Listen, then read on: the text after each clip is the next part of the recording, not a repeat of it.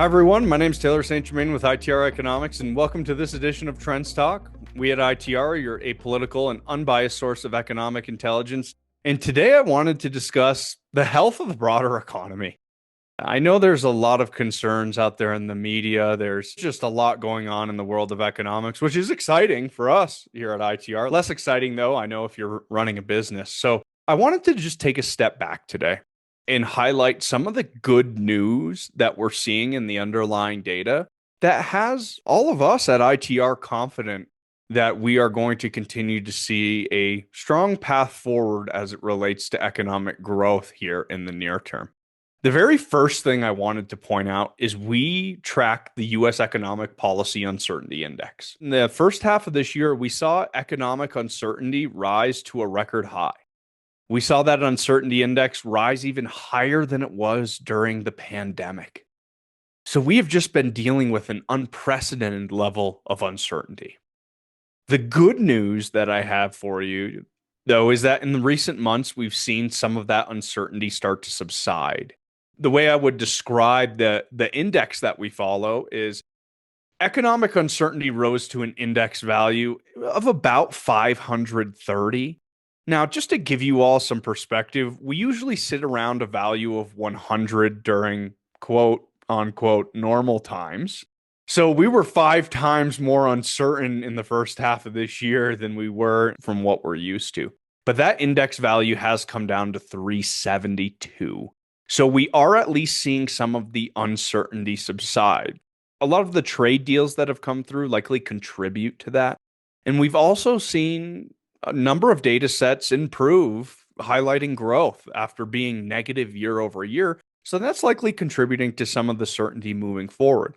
So we're not back down to that index value of 100, which again, I would say is more emblematic of normal times, but at least we're not at that record high. We're seeing some improvement there. The second thing I'll share with you all is that banks are lending money, which is great. If we look at bank credit on a monthly basis, the raw data is showing $18.4 trillion in bank credit. That is a record high here in the United States. If we were worried about being in a recession, if the banks were worried about the financial markets being in a recession, they wouldn't be lending money the way they are.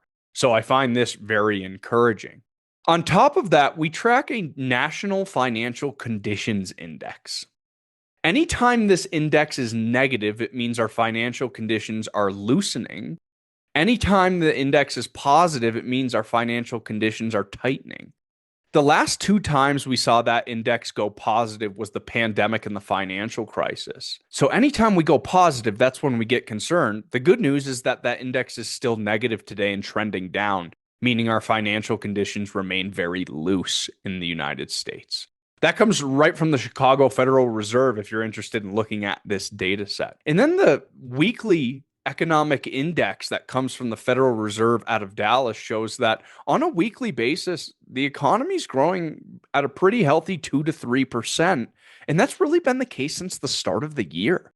So anytime someone says, Taylor, are you forecasting a recession for 2025? I usually send them that weekly economic index that shows steady growth. And I say, how could we be forecasting a recession? There's 2 other metrics that I'd like to highlight for all of you here today. The first is that our consumers are spending. If you look at US total retail sales, which is one of our Trends Report series for those Trends Report subscribers, quarter over quarter, we are seeing retail sales up 4%. So not only are we seeing our consumers spending, but our spending is outpacing the rate of inflation, which means we're not just spending more because of higher prices, we're actually buying more stuff. And that's very important for our economy. While retail sales doesn't represent all consumer spending is 2/3 of the US economy. So it's very key to understand the situation that consumers are in. And as far as we're concerned, it's a pretty healthy one. And then I'll just add that there's some more good news out of the industrial and manufacturing world, which is that both U.S. industrial production and U.S. manufacturing production have transitioned from negative growth rates to positive growth rates. So despite the uncertainty in the first half of this year, we've continued to see our industrial economy improve and our manufacturing economy improve. And these data sets that I'm referencing are volume-based. So we're not seeing any inflation impacts. I should say we're removing the inflation impacts from these data sets to really just see, are we seeing an increase in volume? And the answer to that is yes. And there's actually one more thing I'll just highlight because it's recent good news, which is that U.S. non-defense capital goods new orders, another trends report series, has also transitioned from being negative to up 1% year over year. This data set is our proxy for business to business spending or CapEx investment. So we are finally seeing this CapEx lull come to an end, and we are seeing businesses increase their level of spending.